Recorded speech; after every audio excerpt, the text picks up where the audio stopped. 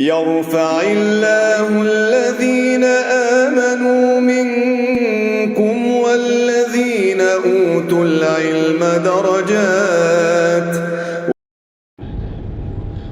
الحمد لله وحده نصر عبده وعز جنده وهزم الأحزاب وحده.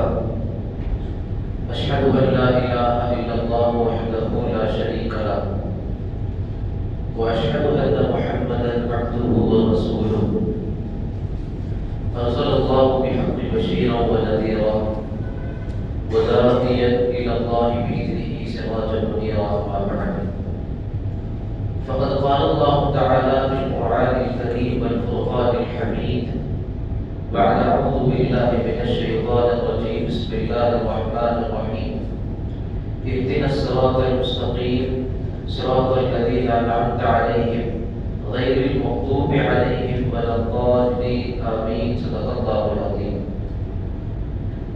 உலகை படைத்து பரிபாலிக்கிற எல்லாம் வல்ல அல்லாஹ் ஒருவனுக்கே புகழனைத்தும் குறித்தாக ஒவ்வொரு நாயகம் புகாரம் போற்றும் முஹம்மது ரசூலுல்லாஹ் ஸல்லல்லாஹு அலைஹி வஸல்லம் அன்னவர்கள் மீதும் அவர்களை அப்படியே பின்பற்றிய சத்திய சஹாபாக்கள், தாபிஈன்கள், தபஉ தாபிஈன்கள், சுஹதாக்கள், நல்லோர்கள், குறிப்பாக இங்கு வந்திருக்கிற இன்னும் வர இருக்கிற நம் அனைவர்களின் மீதும் அல்லாஹ்வின் அன்பும் அருளும் என்றும் நிலவட்டுமாக ஆமீன். ஆரம்பமாக ஸலாத்தோடு துவங்குகிறேன். அஸ்ஸலாமு அலைக்கும் வரஹ்மத்துல்லாஹி வபரகாத்துஹு. அன்புக்குரிய இஸ்லாமிய சொந்தங்களே, உலகிலே படைக்கப்பட்ட மனிதனுக்கு என்று அல்லாஹ் தஆலா குர்ஆனில் எண்ணற்ற நிஅமத்துகளை அன்றாட நாம் அவனுக்கு செய்து கொண்டே இருக்கிறோம் என்று சொல்லுவோம்.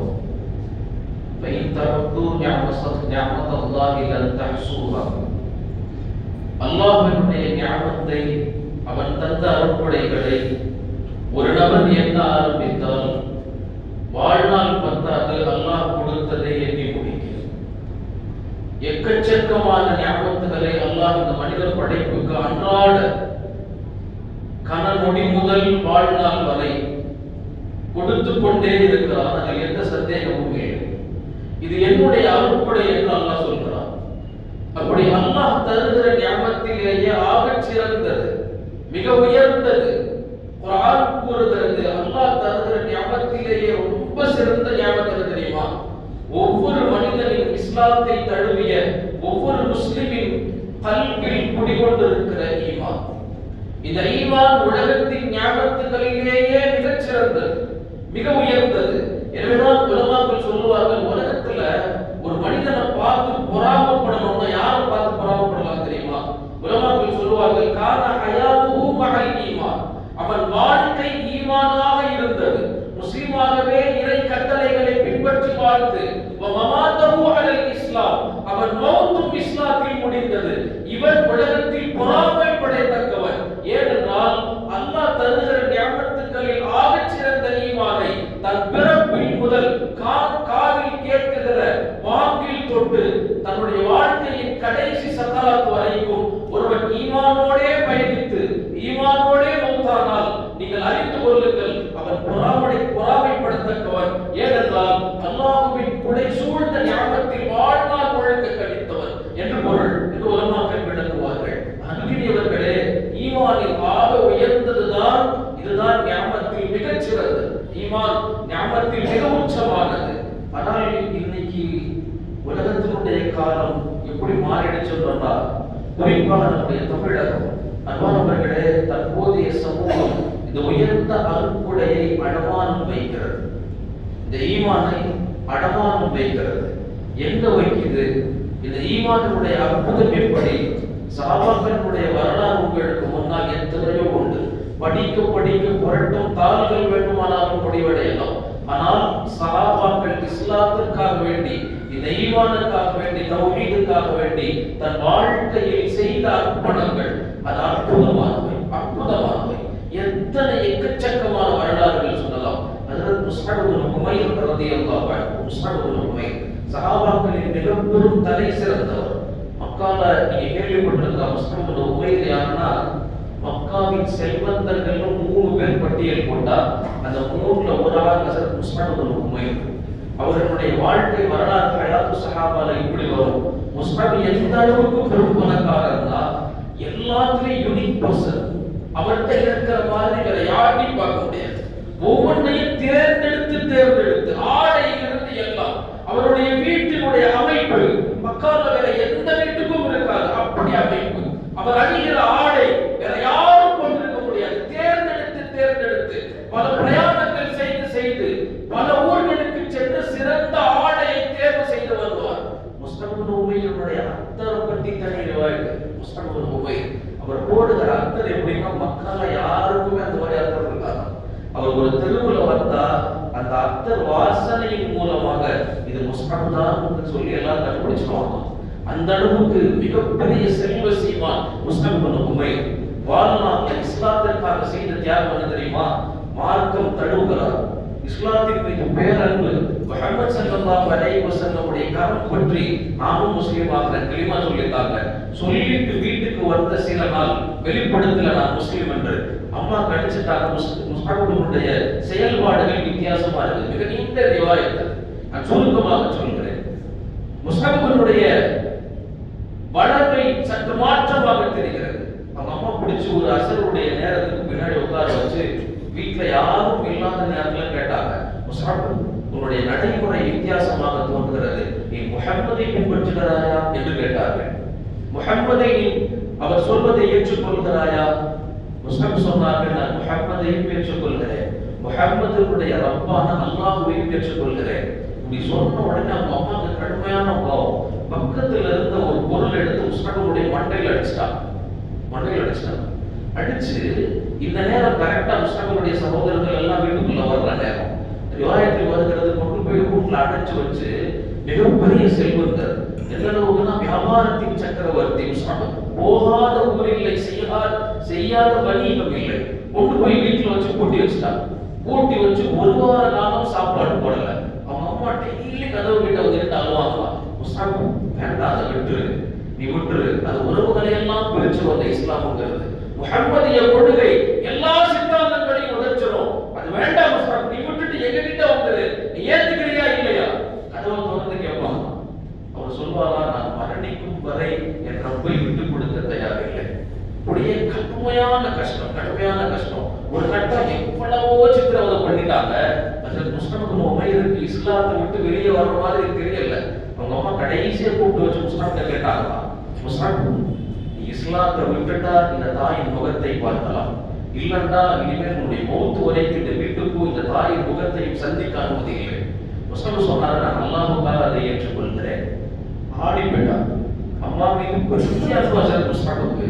அவங்க அம்மா கடைசியா வேற வழியே இல்லாம உடம்ப ரணமாக்கி உடுக்கி எத்தனை இழுப்புகளோ உடம்புக்கு தர எல்லா விதமான நோவினைகளையும் கொடுத்ததுக்கு பின்னாடி கூப்பிட்டு வச்சு, அம்மா வேணுமா இஸ்லாம் வேணுமா, உன் சொத்துக்கள் எல்லாம் உனக்கு உண்டு, அதை விட்டு இல்ல நான் விடுற மாதிரி ஆள் இல்லை, எனக்கு முஹம்மது தான் வேண்டும் ஸல்லல்லாஹு அலைஹி வஸல்லம், எனக்கு அந்த மார்க்கம் தான் வேண்டும். என்ன செஞ்சாங்க தெரியுமா?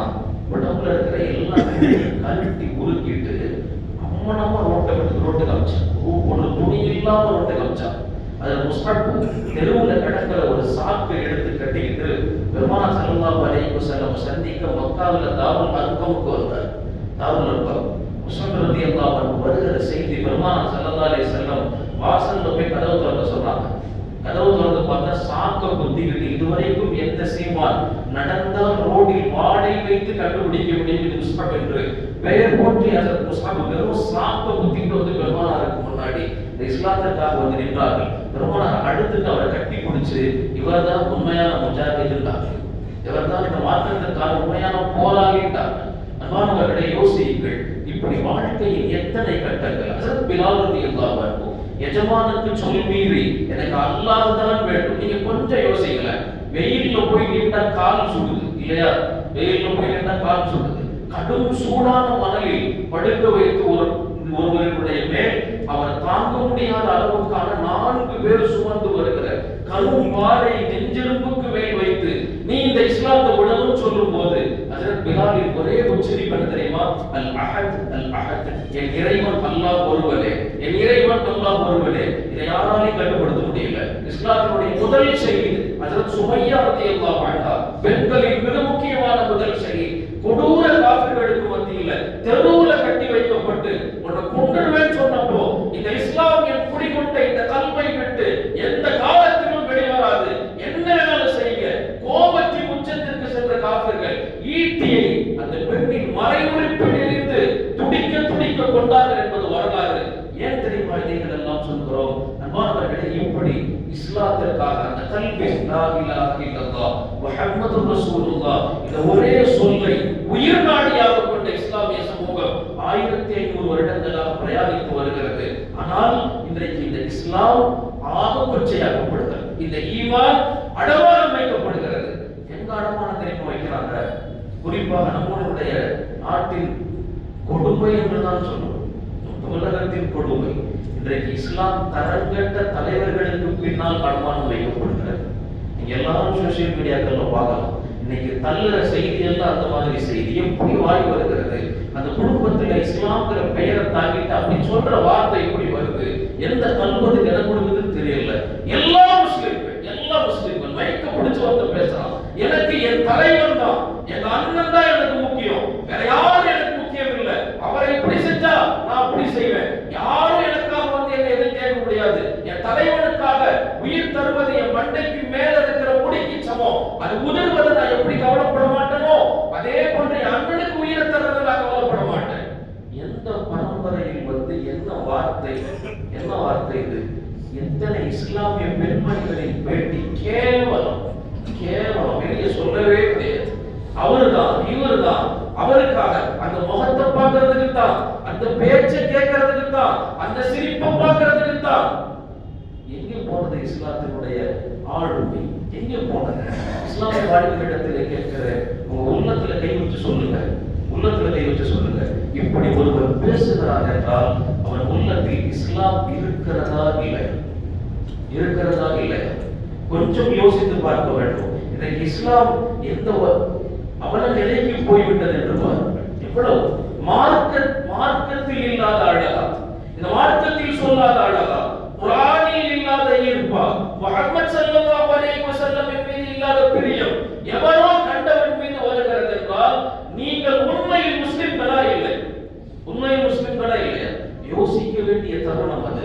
அல்லாஹ் குர்ஆன்ல தெளிவா அல்லாஹ் உடைச்சு சொல்றான். 1500 வருடங்களுக்கு பின்னால் இந்த மாதிரி சில மூலையில பிசிறு தட்டிய சில கூட்டம் எந்திரிச்சு கூப்பாடு போடும் என்பதை தெரிந்த ரப்பல் ஆலமீன் குர்ஆனின் வகை செய்தியாக ஆரம்பத்தில் இருந்து சொல்கிறார், யா அய்யுஹல்லதீன ஆமனூ, என்னை நம்பி ஈமான் கொண்ட முஸ்லிம்களுக்கு நான் சொல்கிறேன், யா அய்யுஹல்லதீன ஆமனூ, ஈமான் கொண்டவர்களே, வலா தத்தகிது அவுலியா, உங்களுடைய பாதுகாவலர்களாக நீங்கள் எடுத்துக்கொள்ள வேண்டாம், மின் தூனில் முஃமினீன், என் தலைவர், என் பாதுகாவலர் என்று இஸ்லாம் அல்லாத காஃபிர்களுக்கு பின்னால் நீங்கள் போக வேண்டாம். மீறி ஒருவர் உடைத்து போனால் அல்லாஹ் அடுத்து கேட்கிற துணி எப்படி இருக்கு தெரியுமா? ஒரு துரீதூன், நீங்க என்ன ஆசைப்படுறீங்களா? அன்தஜஅலுல்லாஹ அலைக்கும் சுல்தானம் முபீனா, அல்லாஹ் உங்களுக்கு தெளிவான ஒரு வேதனையை கண்ணுக்கு முன்னாடி இறக்கணும்னு ஆச்சரியப்படுறீங்களா, ஆசைப்படுறீங்களா? இப்போ போய் பாருங்க. அப்படின்னா போங்க.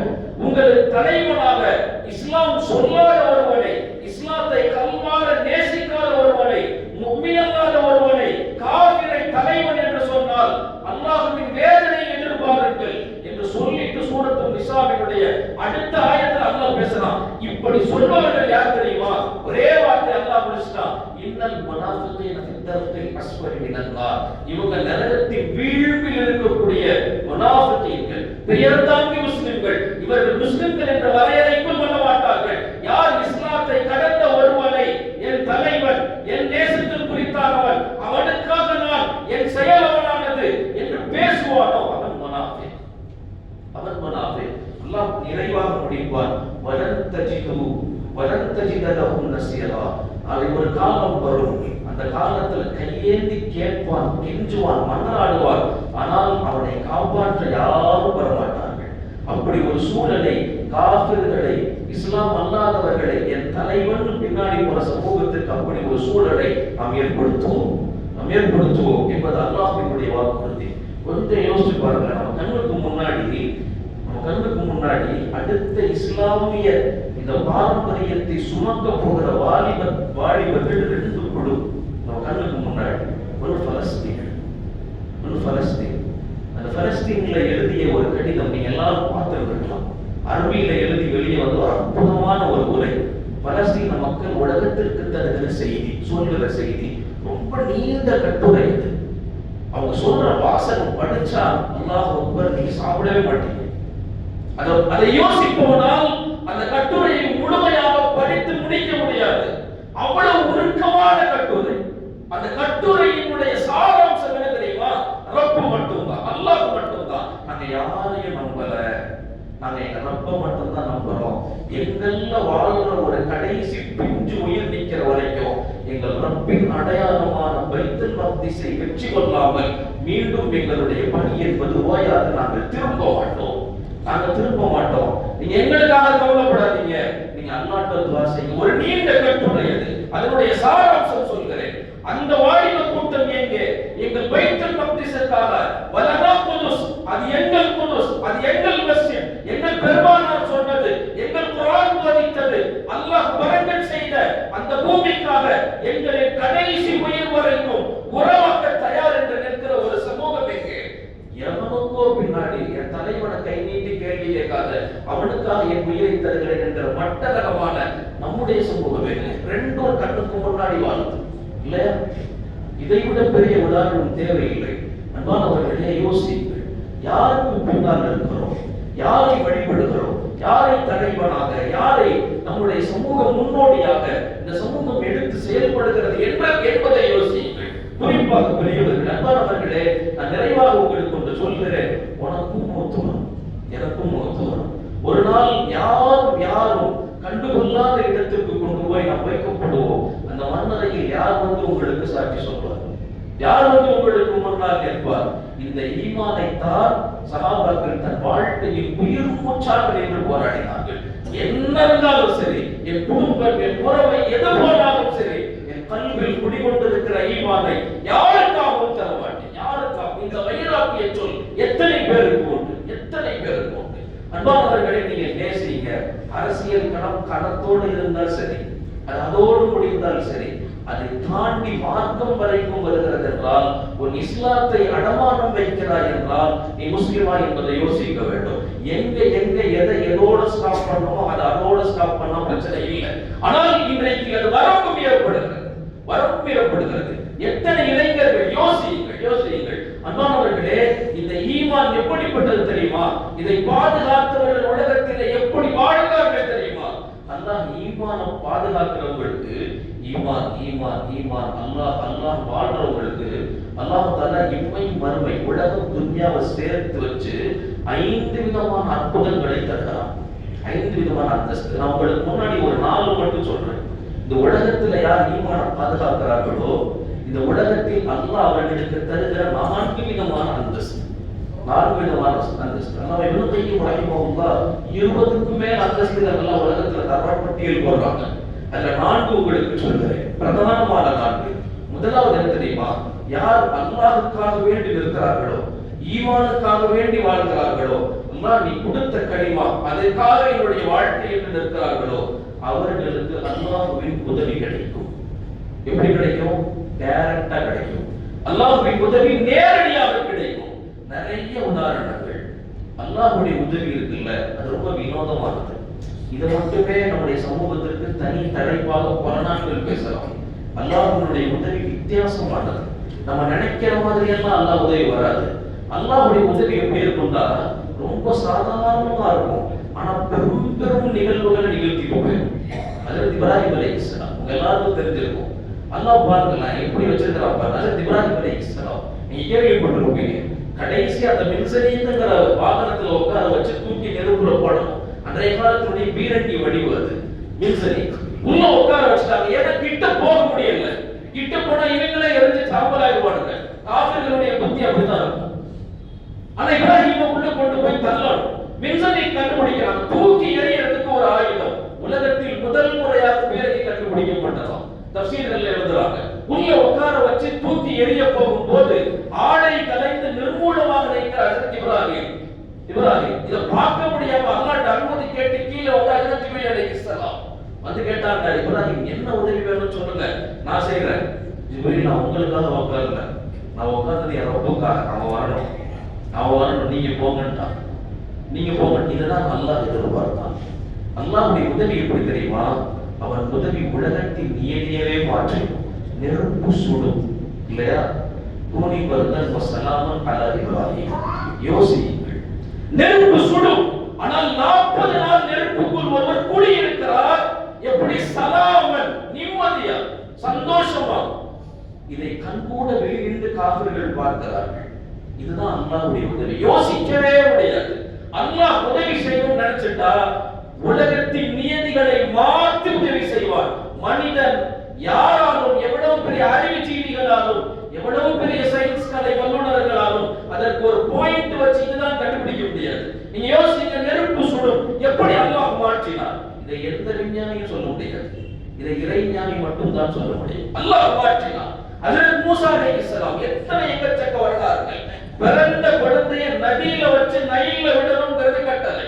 பிறந்த குழந்தை தலைவிக்கா புள்ளைய கொடையில வச்சு நதியில விடுறாங்க. அந்த நதி கொண்டு போய் காப்பாத்தி ஃபிரௌன் வீட்டுல கொண்டு போய் விட்டுச்சு. ஆனால் படைபடங்கள் நிறைந்த ஃபிரௌனை அதே நதிதான் மூழ்கடித்தது. நைல் எங்கே போனது வரலாறு. இதுதான் அல்லாஹ்வின் உதவி. அவன் நினைத்தால் எந்த இடத்தில் எப்படி வேண்டுமானாலும் உதவி செய்வார். இந்த இறை உதவிகளை பெற வேண்டும் என்றால் மிக முக்கியமான சீராம்சம் என்ன தெரியுமா? அன்பானவர்களே, உலகத்தில் நின்று பேச வேண்டும் ஈமான் என்பது. அப்படி நின்று பேசினால் அல்லாஹ்வின் உதவி என்பது சத்தியம், நிச்சயம். இது முதலாவது. இரண்டாவது, அல்லாஹ் தருகிற அந்தஸ்து என்ன தெரியுமா? உலகத்துல அன்பானவர்களே, இரண்டாவது தருகிற அந்தஸ்து இன்னைக்கு எல்லார்கிட்டையும் இதை போய் காதுல தட்டி தட்டி சொல்லணும். ஒவ்வொரு வீட்டிலையும் போய் சொல்லணும், ஈமான பாதுகாத்துக்க. அந்த ஈமானை பாதுகாத்தால் அல்லாஹ் தருகிற அடுத்த அந்தஸ்து என்ன தெரியுமா? நீ உலகத்துக்கு பின்னாடி போக வேண்டாம், அல்லாஹ் உலகத்தை உனக்கு பின்னால வர வைப்பான். உலகத்தை உனக்கு பின்னால் என் தலைவன், அவன் தலைவன், இவன் எனக்கு தலைவன் நீ சொல்ல தேவையில்லை. இந்த உலகம் உன்னை தலைவனாக பார்க்கும். இதுதான் இரண்டாவது சாராம்சம். உலகம் உன்னை தலைவனாக பார்க்கும். யாரை கண்டும் அஞ்சிய பரம்பரை இஸ்லாமிய பரம்பரை அல்ல. உலக வரலாற்றை திரும்பி பார்க்க செய்தது. யோசியுங்கள், காலில் அணிவதற்கு சரியான செருப்பு இல்லை. 11 ஒட்டுக்கள் போட்ட ஒரு நபர், சரியான ஆடை இல்லை. ஆனால் உலகத்தின் மாபெரும் மாகாணத்திற்கான அதிபதி யார் மாற்றி கொடுத்தது? அல்லாஹ் மாற்றினார். அன்றைய மாதிரியான அன்னைக்கு 5G டெக்னாலஜி இல்ல. இன்று மாதிரியான அன்றைக்கான தொலைத்தொடர்பு சாதனங்கள் அல்ல. நினைத்தால் இவர்கள் எங்கே அவர்கள் என்று ட்ராக் பண்ண முடியாது. ஜிபிஎஸ் எல்லாம் கிடையாது. ஆனால் நீங்கள் வரலாற்றை எடுத்து பாருங்கள். ஹிஜ்ரி 19 ஹஜ்ரத் உமர் என்றால் ரோம் அது இருந்தது. ஹிஜ்ரி 19 இஸ்லாமிய படை என்றால் சிரியா பயந்தது. ஏன்? எங்கோ ஒரு மூலையில் கடை கோடியில் அல்லாஹ் என்று உட்கார்ந்த ஹஜ்ரத் உமரின் பேர் இன்று வரைக்கும் வரலாற்றில் நாயகனாக நினைத்து நிற்பதற்கான காரணம் என்ன? ரப்புன்னு உட்கார்ந்த அந்த ஈமானினுடைய சுவை, அது தந்த பலம். அந்த பலத்தின் வீரமாய் எங்கேயோ இருந்த ஹஜ்ரத் உமரின் படை வருகிறது என்றால் எத்தனையோ எதிரி படைகள் லட்சக்கணக்கில் இருந்தாலும் கொடி அர கம்பில் பறக்கும் என்பது இஸ்லாத்தின் வரலாறு. இல்லையா? அன்பார்களை யோசியுங்கள். இப்படிப்பட்ட யாருக்கும் அஞ்சா தலைவர்களை உருவாக்கியது இஸ்லாமிய பாரம்பரியம். தலைவர்களை அப்துல்லாஹ் இப்னு ஹுதாஃபா ரலியல்லாஹு அன்ஹு, அப்துல்லாஹ் இப்னு ஹுதாஃபா ரோமுக்கு போய் வெற்றி பெற்று திரும்பி வருகிற போது ரோமினுடைய இன்னொரு பகுதியின் ஒரு அரசன், கிறிஸ்துவ அரசன், அந்த படைய வழி மறைச்சு திடீர்னு வந்து அங்க இருக்க சில பேரை மட்டும் கைது செஞ்சுட்டான். அந்த படையின் தளபதி அதற்கு அப்துல்லாஹ் இப்னு ஹுதாஃபா. ஒரு 100க்கும் மேற்பட்ட சஹாபிகள். ஹிஜ்ரி 19 நடக்கிற நிகழ்வு தாரீஹ். ஹிஜ்ரி 19 அந்த நேரத்தினுடைய கலீஃபா ஹஜ்ரத் உமர் ரலியல்லாஹு அன்ஹு கொண்டு போய் சிறைபிடிச்சு வச்சிருக்கான். இந்த தலைவர் ஹஜ்ரத் அப்துல்லாஹ் இப்னு ஹுதாஃபா. இவர் யாருன்னா குதிரை வீரர். நல்ல நீல உடல், அகண்ட மார்பு. அவர் குதிரையில உட்கார்ந்து வாளை சுழட்டுனால எதிரிகளுக்கெல்லாம் பயம் வரும். சஹாபாக்கள் சொல்லுவாங்க, அப்துல்லாஹ் இப்னு ஹுதாஃபா யாருன்னா படை தளபதிக்கு கச்சிதமான தோற்றம். முன்னாடி போய் நிக்கிறாங்க. இந்த படை இஸ்லாமிய படை. அந்த அரசனுக்கு அல்லாஹ் மனசுல என்ன போட்டானோ தெரியல. அப்துல்லாஹ் இப்னு ஹுதாஃபாவை பார்த்த உடனே அந்த கிறிஸ்துவ அரசன் கேட்டான், என்ன பார்க்கிறதுக்கு இவ்வளவு கம்பீரமா இருக்காரு? முதல்ல கேட்டான், அப்துல்லாஹ் இப்னு ஹுதாஃபா, உங்களை நாங்கள் சிறை பிடிச்சு வச்சிருக்கிறோம், உங்க எல்லாத்தையும் கொல்லணும்னு முடிவு பண்ணியிருக்கிறோம். ஆனா ஒரே ஒரு ஆப்பர்ச்சுனிட்டி தருவேன். என்னன்னா, நீங்க என் பக்கம் வந்துடணும், நீங்க கிறிஸ்தவன் ஆயிடணும். உங்களுடைய அழகும் வீரமும் அதை பார்க்கிற எனக்கு புல்லடிக்கிறது. எனக்கு இந்த அப்துல்லாஹ் இப்னு ஹுதாஃபா வேண்டும். நீங்க என்கிட்ட வந்துட்டா உங்களுக்கு என்ன வேணாலும் தரது. வந்துடுறீங்களா? வந்துடுறீங்களா? அப்ப அப்துல்லாஹ் இப்னு ஹுதாஃபா சொன்னார், இன்னல் மௌத அஹப்பு இலைய அல்ஃப மர்ரத்தின் மிம்மா ததுனூனி இலைஹி. நீ எதன் பக்கம் என்னை கூப்பிடுகிறாயோ அழைக்கிறாயோ அப்படி அந்த பக்கம் வர்றதுங்கிறது 1000 முறை மௌத்தாகுவதை விட எனக்கு சிரமமானது. ஒருபோதும் அந்த பக்கம் வர மாட்டேன்னா என் உயிர் துடிக்க துடிக்க ரப்புக்கு போகட்டும், ஆனால் இந்த மார்க்கத்தை விட்டு இன்னொரு பக்கம் கால் எடுத்து வைக்க மாட்டேன். இது அப்துல்லாஹ் இப்னு ஹுதாஃபா ஆசை காட்டுகிறார். என்னுடைய ஆட்சியை பார், அதுல பாதி உனக்கு, பாதி உனக்கு. அப்துல்லாஹ் இப்னு ஹுதாஃபா சொன்னாங்க அடுத்த வார்த்தை, நீ முழுசா கொடுத்தாலும் என் கண் சிமிட்டுற நேரம் கூட என் மார்க்கத்தை விட்டு நான் வெளியே வர மாட்டேன், என்ன வெளியே வர மாட்டேன். நீ முழுமையாக கொடுத்தாலும் என் கண் சிமிட்டுகிற நேரம் என் மார்க்கத்தை விட்டு வெளியே வர மாட்டேன். ஆசை காட்டியாச்சு, வலிக்கு வரல, பயமுறுத்தலாம். உன்னை தூக்கு மேடையில ஏற்றிடுவேன், உன் உடல் 15 நாட்கள் தூக்கில் தொங்கும், கழுகுகள் எல்லாம் அமர்ந்து உன்னுடைய செத்த பிணத்தின் கண்ணை காத மூக்க உறுப்புகளை எல்லாம் பிரிச்சு சாப்பிட்டு கொதரும். பரவாயில்லையா கேட்டான். அல்ஹம்துலில்லாஹ், நான் அல்லாஹ்வுக்காக ஏற்றுக்கொள்கிறேன். உடனே தூக்கு மேடை தயார் செய்யுங்கள். கொண்டு வந்து தூக்கு மேடையில நிறுத்தினாங்க. பயத்தில் அந்த மனுஷனுடைய கண்ணுல கொஞ்சம் கூட பயம் இல்லை. அந்த அரசன் அசந்து போய் கழுத்துல கயிறை மாட்டி போட்டுடலாமான்னு அனுமதி கேட்கும் போது அவர் விடுங்க கூட்டிட்டு வாங்க. அவன் கண்ணுல கொஞ்சம் பயத்தை நான் பார்த்தேன், கொஞ்சமாவது பயத்தை பார்த்தேன். ஒரு எண்ணெய் சட்டி கொண்டு வாங்க, அதுல ஊற்றுங்க. அதுல எண்ணெய் ஊற்றப்பட்டது. தன் அடிமை, தன்னுடைய சிறையில் இருந்து ஒரு அடிமை இழுத்துட்டு வந்து அப்துல்லாஹ் இப்னு ஹுதாஃபாவுக்கு முன்னாடி போட்டு பிரிச்சு எடுத்தா அவன் கத்துறார். எண்ணெயில விழுந்தவர் கத்துறார். கத்தி வெளியே வரும்போது அல்லா எப்படி சிக்கன் பொரிஞ்சு வருமோ எலும்பு மட்டும் வருது வெளியே. அப்துல்லாஹ் இப்னு ஹுதாஃபா கேட்டாங்க, அப்துல்லாஹ் இப்னு ஹுதாஃபா அடுத்து நீங்க தான். அழுதுட்டாங்க. இதை கேட்டோன்னே ஹுதாஃபா அழுதுட்டாங்க. அப்துல்லாஹ் இப்னு ஹுதாஃபா அரசனுக்கு தெரியுது அப்துல்லாஹ் பயந்து அழுகிற மாதிரி தெரியல. வலிமாதா தகுதி நிறுத்திட்டு கேட்டா, நீ ஏன் அழுகிறன்னு கேட்டேன். அப்துல்லாஹ் இப்னு ஹுதாஃபா சொன்னாங்க, என் ரப்புக்கு அவனுக்காக வேண்டி மரணித்தால் என்னென்ன கிடைக்கும் என்பதை எங்கள் பெருமானார் எங்களுக்கு சொல்லி சொல்லி சொல்லி சொல்லி வளர்த்தாங்க. இப்ப நீ என்ன உள்ள தள்ள போற, நான் துடித்து அல்லாஹ் அல்லாஹ் என்று அவனை சந்திக்க போகிறேன். ஆனா எனக்கு ரப்புக்கு கொடுக்கிறதுக்கு இந்த ஒரு உயிர் தானே இருக்குது, இந்த ஒரு உயிர் தானே இருக்குது. என் ஆசை என்ன தெரியுமா? என் உடலில் இருக்கும் ரோமம் முழுக்க ரப்பு எனக்கு உயிரை தரணும். நீ மீண்டும் மீண்டும் அந்த எண்ணெயில போட்டு என்ன வருத்தணும். நான் அந்த வருத்துதலின் சத்தத்தில் ரப்பே ரப்பே என்று அவனுக்காக உயிர் நீக்கணும். இது என்னுடைய ஆசை. கிடைக்குமா கிடைக்காதே என்று அழுதேன். இந்த வார்த்தையை கேட்டதுதான் தாமதம். அரசனையிலிருந்து தன்னை மறந்து கீழே இறங்கி வந்து ஹயாத்து சஹாபா இருக்கிற வரலாறு கீழே இறங்கி வந்து அப்துல்லாஹ் இப்னு ஹுதாஃபாவினுடைய கையை பிடிச்சு, இவ்வளவு பெரிய மாவீரனை என் வாழ்க்கையில் பார்த்ததில்லை. எத்தனையோ காமித்தேன், ஆசை காட்டினேன் மயங்கவில்லை, பயம் காட்டினேன் மயங்கவில்லை, மரணத்தை கண்ணுக்கு முன்னால் காட்டினேன் மயங்கவில்லை.